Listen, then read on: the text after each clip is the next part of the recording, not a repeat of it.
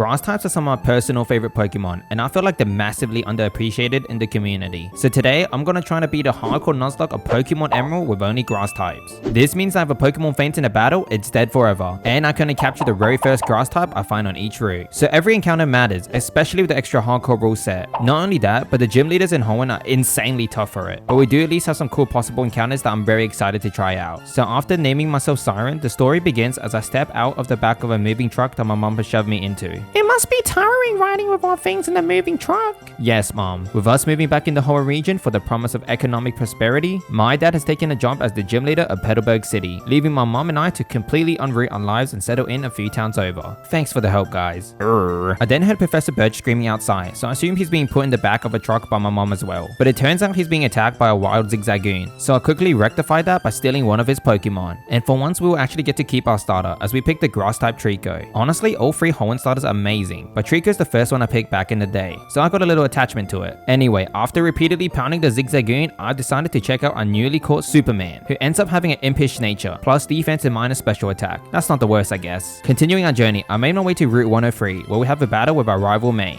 Although she has a Torchic, it doesn't have any fire-type moves yet, so we can defeat her with relative ease. Thankfully, we don't have to wait long for our next viable encounter. As on Route 102, I catch myself a Lotad and named him Joker. I then was introduced to Scott, who tells me he's looking for weak trainers to post, so he immediately snaps a picture of me with my 0 gym badges and runs after Wally. Well, that's not very nice. Speaking of not very nice, I run into this Team Aqua guy in the forest, and possibly the lamest guy in Pokemon history. So after we destroyed this guy's Pidgeotto, just before we leave Petalburg Forest, I caught myself a Shroomish and named her Wonder Man. Okay, that was a mistake. I accidentally named her that because Wonder Woman could not fit, so we'll pretend that it's Wonder Woman instead. I then picked up an extremely useful item being the Bullet Seed TM, which is going to be very crucial against the upcoming gym leader. Not long after, Joker evolves into a Lombre. And with that, it's finally time for me to face my first real challenge in trying to get my gym badge from Roxanne and her rock types. With Joker letting the guarantee at least 2 Bullet Seeds, we annihilated Geodude with no sweat at all. She then sends out her second Geodude, and this rock with huge muscle with or without the ability Sturdy, he too also goes down with a single attack,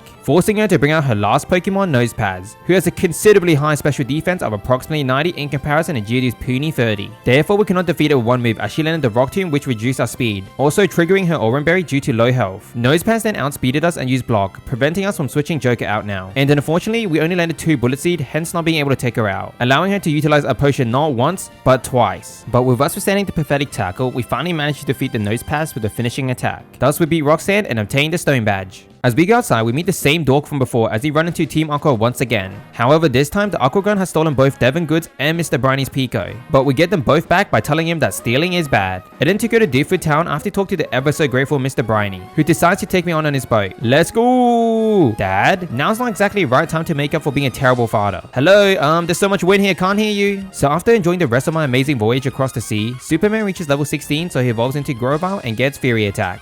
But with that, we now have to face the second gym leader, the fighting expert Broly. I become a Joker as I priority flinch him off the bat with Fake Out. Then Nature Power, our best move as he turns into Swift Indoor. We nailed him to bring his health halfway down. Sadly, we cannot take him out on the next turn, so after he Seismic tosses us, he heals fully. So we hit him twice in a row to bring his HP about halfway, as he then inflicts a powerful Karate Chop. So we survive with 5 HP before switching out for Wonder Woman, which probably isn't the best option as Machop has the ability Guts, and Wonder Woman's effect spore could trigger that. However, it doesn't matter much though, as we outspeeded him and took him out before he can land an attack. Next up is Meditite. Luckily, the only attacking move Meditite has is Focus Punch, so I realized we can just disrupt it every time with Mega Drain, while simultaneously gaining our health back. Thus, after many Mega Drains, and then tackles because we were running out of PP for Mega Drain, we finally got a crit with Tackle and KO'd him. Now in comes his final Pokemon, his ace, Makuhita. Unfortunately, we missed his 75% accuracy Stun Spore as he goes for a bulk up, boosting his physical attack and defense. I made sure to land the Stun Spore, paralyzing it before we took a huge beating from his Vital Throw. Without risking any of our members, I went for a risky Leech Seed to assist the team here, but thankfully he wasn't able to move due to the paralysis. So I went for Mega Drain, tanking his Vital Throw before swapping out into Superman, who barely survived as he enters the battlefield. And with everybody on our team being extremely low in health, this means I have to make a noble sacrifice. Hence, Joker joins the battle and got obliterated by Makuhita. I then sent out Wonder Woman, hoping that we could gain some health back with Mega Drain. But the worst has to come, with him landing a crit on us and defeating Wonder Woman. Now it's just Superman left. Leech Seed is still helping us though, so I can go for Absorb for even more recovery, allowing us to barely survive on the incoming attack. And with the power of friendship, the Leech Seed comes in clutch, saving us in the end as we took him down with less than half our health remaining, defeating Broly and receiving the Knuckle badge. So with 2 of our prominent members dead, this run is gonna get exceptionally harder from here, as there's still tough trainers like Wattson, Flannery, Drake, and many more to come. So before we head to Slateport City, I went back to Rustboro City to trade the Rolts for Cedar. And sadly we got the worst nature possible, with Relax having plus defense and minus speed. After delivering Mr. Stone letter to Steven, we can now finally get to enjoy some sweet uninterrupted boat ride and letting us reflect back on the gruesome battle we just had. And while battling some trainers, Dots evolve into a Nuzleaf. I then run into the same team Aqua from before, who gives me the TM for Thief and says it suits me better than him. Get out! I then happen to run into Scott once again, who tells me his phone just got stolen by Aqua who ran by him. Oh well, guess he can't ruin our reputation on the internet anymore. Well deserved. So I then made my way to Route 110 and caught myself at Oddish, whose name's Cyborg with a jolly nature, which isn't the best as he's a special attacker, but I guess the plus speed is nice. And not long after, he evolves into a Gloom. Before we can progress to Marvel City, we now have to face the infamous Route 110 rival fight. May leaves with a flying type Wingull as I went with Cyborg. My strategy for this battle is to basically withstand an attack with our somewhat tanky defense, and then putting the bird straight to sleep, allowing us to switch into Dots since Cyborg has no damaging move besides Absorb. So with 2 nature powers, we defeated Wingull without taking any damage. Next up is her ace Combustion. Realistically, there's no way for us to beat this thing without switching into Superman, thus leading to Cyborg's death. I'm gonna be honest, I kinda messed up here, because I realized that I could have swapped into Superman after putting Wingull to sleep, but it is what it is. With another Rock Tomb delivered, I noticed that we are about to lose Superman too, since we wouldn't be able to do enough damage to take it out on the next turn. But somehow a miracle happened. She then sends out her last Pokemon Lombre, hence I'll switch out into Dots, who easily tanks the pathetic Astonish. I flinched her with Fake Out before taking her out with a crit with Nature Power, defeating May and losing another squad member already. May you rest in peace, Cyborg. And before I can challenge the Mobile Gym, I have to take on Wally and his single Rolts, so I annihilated him into the ground using Dots. It was an incredibly easy battle, which I didn't think anything of, until I hear Scott in the distance, and apparently he recorded the whole battle, so I guess we're gonna be pretty famous now. I then headed to the west of the city to search for another encounter. Usually we can find a Roselia here as an exclusive in Ruby and Sapphire. However, I made an exception for just this time, so I did some shenanigans. I caught myself a Roselia. I named her Raven, who has a mild nature, plus special attack and minus defense. I say it's pretty good. Next up, we challenge Wattson and his team of electric type Pokemon, who's arguably the most difficult gym leader in the entire franchise without a ground type, especially in Emerald with the extra Pokemon he has, but at least grass type do resist him. But there's one thing that is very threatening to us, and that's his Magneton, who's resistant to grass type attacks, thus we have nothing effective against it. So with Superman and Voltop trading many hits with each other, and then to paralyzing us with Spark, he then goes for a self-destruct, taking himself out and almost defeating Superman along the way too. In comes Electrike next, so I immediately swap out into Raven. Unfortunately we missed a Stun Spore, but we do land it on the next turn, as Electrike then weakens our defense, and since its only attacking move is Shockwave, which will absolutely do like no damage to us, I set up 4 Gross as he continuously goes for Howl, and then taking him out with a single Mega Drain, also fully recovering our health back. Then in comes the biggest threat, Magneton, who landed the Thunder Wave paralyzing Raven. At the same time, I paralyzed her with Stun Spore too. I then employed 2 Mega Drains and brought his health to like 1 HP, leading to Wattson using his last Super Potion. But it doesn't matter, with 2 more Mega Drains, we gain our health back and obliterated the triplets. We then leveled up to level 25 and learned a Magical Leaf. So with his last Pokemon Manectric coming out next, we promptly took care of him with our newly learnt move, therefore beating Wattson and obtaining the Dynamo badge. As I'm approaching Falaba Town, I walk into this old lady's house to get healed up, but it turns out if you keep pressing A, she keeps you there forever. Stop it, no more please! Passing by Falaba Town, we then go into the Fossil Maniac's house, where his little brother gives us the Dig TM, which is always great for a Nuzlocke. I then headed to the top of Mount Chimney. Standing there was the scariest person alive, and that's Team Magma leader Maxie. He's truly terrifying as he has a ridiculous flying and fire types. He leads with a Mighty Anna with a Timinate, so I send out Raven. Thus the attack drop does not matter. I begun with a Stun Spore, paralyzing it as he goes for a bite that doesn't do much damage. Hence I continuously use Grow for the following turns to boost my special attack.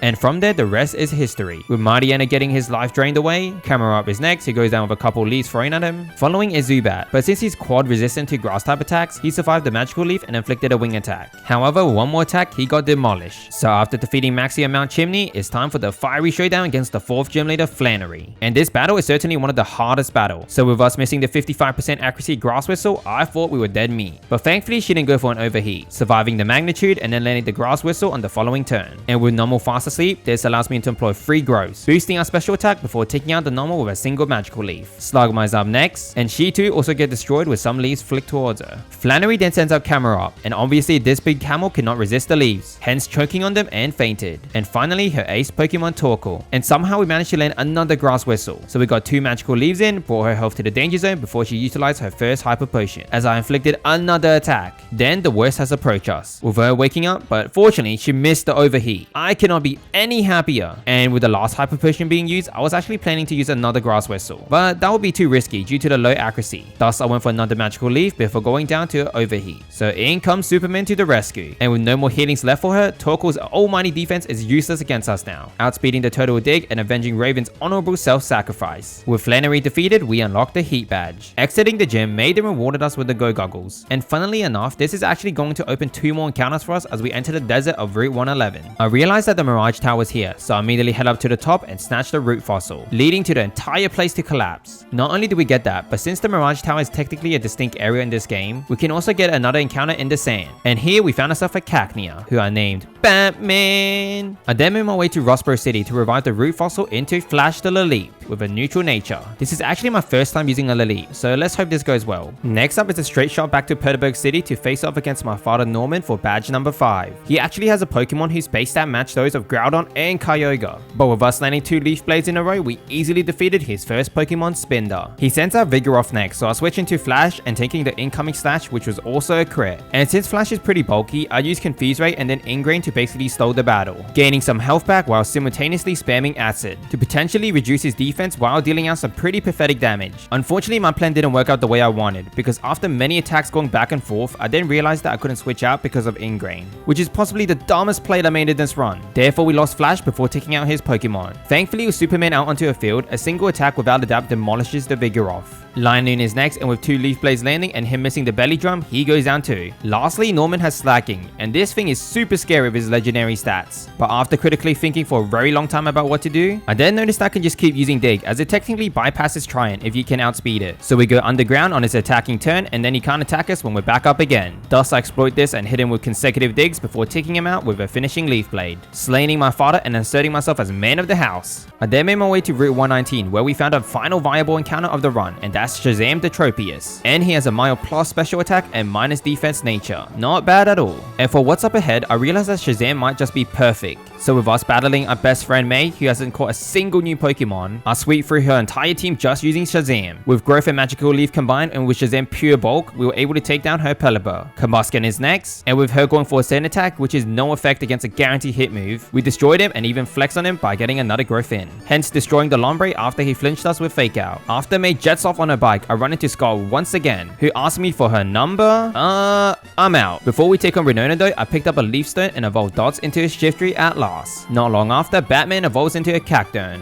And one more thing, I backtracked to Verdanturf Town to get an extremely crucial TM, being a Tract. And we're gonna put that TM to use right away. I go ahead and teach you to Dots the Shiftry, empowering us to utilize it on a whole team since they're all female Pokemon. By doing so, I then raise our special attack with many growths. And thankfully, the Swablu didn't use Perish Song or Aerial Ace. Instead, she kept using Mirror Move, which is kinda pointless since we started the battle with Fake Out, and that move only works on the first turn in battle. So with +4 in special attack, we easily defeated Swablu with a single feint attack. Pelipper is second, thus I started with an attack and went for 2 more growths to maximize our attack, as she then sadly confused it with Supersonic, but we bypassed it and a single slap to the face, the water bird goes down. Third is Tropius, who promptly gets obliterated. That then brings Otaria in fourth. Aerial Ace hit us low before we landed another attract. Luckily, she was too in love with the handsome Dots, which allows us to ignore the confusion and landed a powerful feint attack. And with her immobilized by love again, we snapped out of the confusion and annihilated Ataria. So far, so good. But now it's time for our last Pokemon, Skarmory. And similarly to before, the Steelbird was too madly in love with Dots, and goes down with 2 feint attacks. I honestly cannot believe we just did Renona deathless on a grass type run. I was almost certain we'd lose someone, but let's go. On my way to Lily Cove City, Superman reaches level 36, which means we can finally evolve him into a Sceptile, one of my favorite Pokemon of all time. I'm then ready to face Team Aqua head on, and they tell me that Archie is off at Mount Pyre, so I go there and find him harassing 2 wise people. Therefore, as the kind person I am, I told him to leave.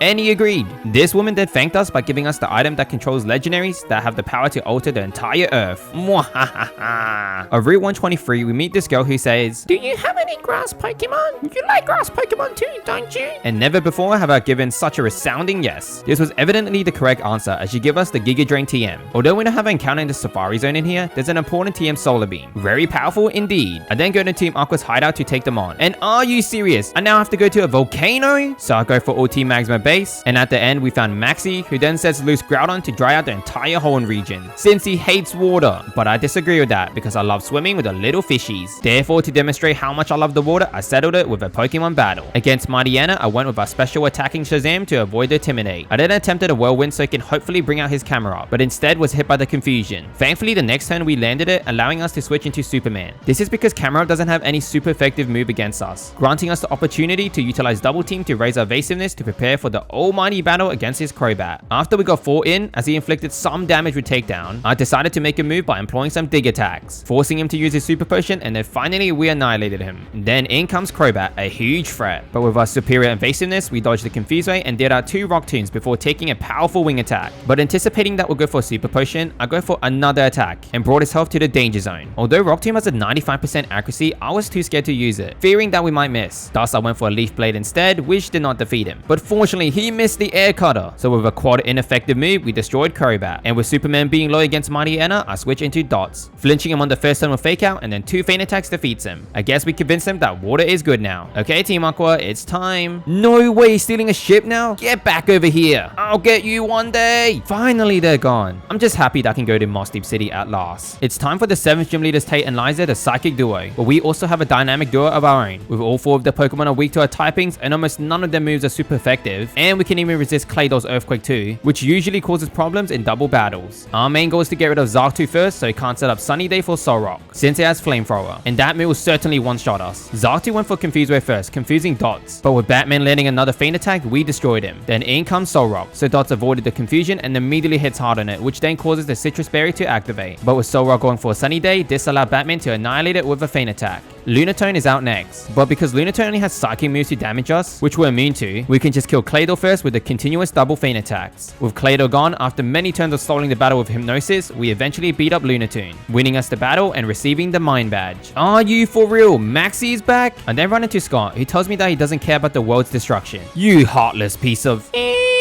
And if the recent double battle wasn't enough, we had another battle against Maxie and Tibifa. However, we do have Steven on our side, and I can't even explain how ridiculous this was. It was just a complete chaos. We managed to dodge most of their attacks and assisted Metang on taking down Camerupt and Mightyena with Metal Claw. And with Superman on like 1 HP, I swap into Shazam. I'm not going to lie, Steven was a really big help here. But soon, the Metang then goes down from an Earthquake from the second Camerupt, which also hit their Mightyena, allowing Steven's Skarmory to finish it off. And with the Hunchback constantly missing his attack, I went for Growth to boost our special attack, to prepare for Maxie's Crobat once again, who gets obliterated with a combination of Power of Magical Leaf and Steel Wing. This was probably the longest battle I ever had, but the reward is worth it, as back at Steven's house, he gives us the Dive HM. Woo! We can swim further down into the pitch dark abyss. On my way to Sutopolis City, I decided to stop by Archie's secret hideout. In there, we found ourselves one of the best TMs out there, being Earthquake. Oh, a Kyogre. Let me jump in and swim with it. Stop right there, you stupid kid. I guess Archie isn't that terrified of us anymore, as he challenged us to a Pokemon battle to see who gets to swim with a legendary whale. This was honestly a super easy fight, since his team is pretty similar to Maxie's, but has a Sharpedo instead of a Camerupt, making it even less difficult. We first set up some double teams against Mightyena, since it doesn't have any super effective moves against us, and by employing some Giga Drains, we gained all of our health back and took it down. Crobat is next, who did land into Confuse Ray, but we still managed to bypass it the first time, hitting it hard with Rock Tomb and lowering his speed. And with the increase in evasiveness, we dodged the wing attack and defeated it with several more attacks. In comes Sharpedo, and a single Giga Drain annihilates him. Let's go! I get to swim with... Groudon, my dude, I don't think you want to do this. You're at a severe disadvantage. Not only is it raining, but you're in the ocean. Once I'm in Sutopolis City, Steven takes me to the Cave of Origin, where I meet a guy called Wallace. And Wallace takes me to Sky Pillar and tells me, you gotta get the green snake up there. I'm allergic to them. So in the end, the task falls to me convince this mighty Rayquaza. Only you can do it. Okay. So after the legendaries have been quelled, everybody lives happily ever after, allowing us to stop by this dude's house to get a crucial TM Brick Break. So now we only have the most important battles left, and the first one we got to face off against is the final gym leader Juan and his water types. Superman fully maximized his evasiveness with Double Team, while simultaneously taking damage from Water Pulse and the Confusion. But eventually Loveless goes down with 1 Giga Drain, and we got all our health back. The reason I intensify evasiveness to the topmost is so we won't get destroyed from Celia's Aurora Beam and definitely his Kingdra's Ice Beam. However, Celia gets demolished with 2 Brick Breaks as we dodge all his attacks. Then in comes Kingdra, and with his typing and his brutal threat for our team, especially when he has Double double team. Not to mention he got rest, ice beam of course, and even water pulse to confuse us. But in the end, it ended up being kind of a stall fest, as I literally stalled out for so long that I almost ran a PPs for all of my moves. Superman does finally take it down with an earthquake, and I'm not kidding when I said this battle took like 12 minutes to finish. The rest of Juan's team was a piece of cake though, with Wish Cash dying from a Giga Drain, Crawdon barely survives the Giga Drain, causing him to be fully healed up, but does die from some brick breaks, to win us the final badge and grants us access to Evergrande City, a very beautiful place indeed. But before we go through Victory Road, I picked up the Dragon Claw TM, which would definitely be one of the most important moves against the Elite Four Drake, since our team can't learn any ice type moves. And pretty much as soon as we enter Victory Road, Wally challenges us to another battle, and while his team has grown a lot stronger, he's still a complete pushover. Altara gets outspeeded and goes down with 2 Dragon Claws. Several Earthquake annihilates Roselia. The Kitty Cat gets chopped up to pieces with brick breaks, for one jump from Superman and the triple magnets malfunction. Lastly is his Gardevoir, so I swap into Dots, which is immune to all his Psychic type moves, and he gets demolished with Feint attacks, which means that we officially made it to the Pokemon League. I actually can't believe we survived this long with only 4 Pokemon remaining. Anyway, here's my final team level up to the level cap of 55 to match Drake's Salamence. First up we got Superman with Giga Drain, Dragon Claw, Double Team, and Brick Break. Next is Dots with Fake Out, Feint Attack, Growth, and Attract. Following is Batman with Sunny Day, Feint Attack, Sand Attack, and Needle Arm. And lastly we got Shazam with Growth, Magical Leaf, Solar Beam, and Whirlwind. So now it's up to these 4 to finish the challenge and make it to the Hall of Fame. Sydney is first, the Dark type specialist, and his team is perhaps the least threatening for us, being composed of a few grass types. So I lead with Dots, but then switch out for Superman's, as his physical attack wouldn't get reduced by Mariana's Intimidate. A Brick Break did not take him out though, leading to Sydney using his first full restore. I then go for the same attack, as he landed a powerful double edge on us. Sadly we do miss on the next turn, but Mariana does go down because of the recoil of his attack. You silly boy. His next Pokemon is Absol, and he got destroyed, with Brick Break going first and then a Giga Drain so we can gain some health back. Shiftry is defeated with a crit. Cacturne however does withstood the attack, and harshly decreased our speed twice with us missing the finishing blow, due to Mariana's previous Sand attacks. This caused us to just barely survive on the incoming crit with Feint Attack before destroying it with one more move. Crawdon enters the battlefield next. Due to him having horrible special defense of approximately 55, I switch into Shazam, tanking the strength before knocking down the crowd with some leaves. And that's the first Elite Four member defeated. The second person we're fighting is Phoebe, and the sweeping isn't quite over yet. Don't forget we have the almighty Dots. And knowing that she leaves with Dustclop, who tends to go for Protect, I took the opportunity to go for Growth to charge up our special attack.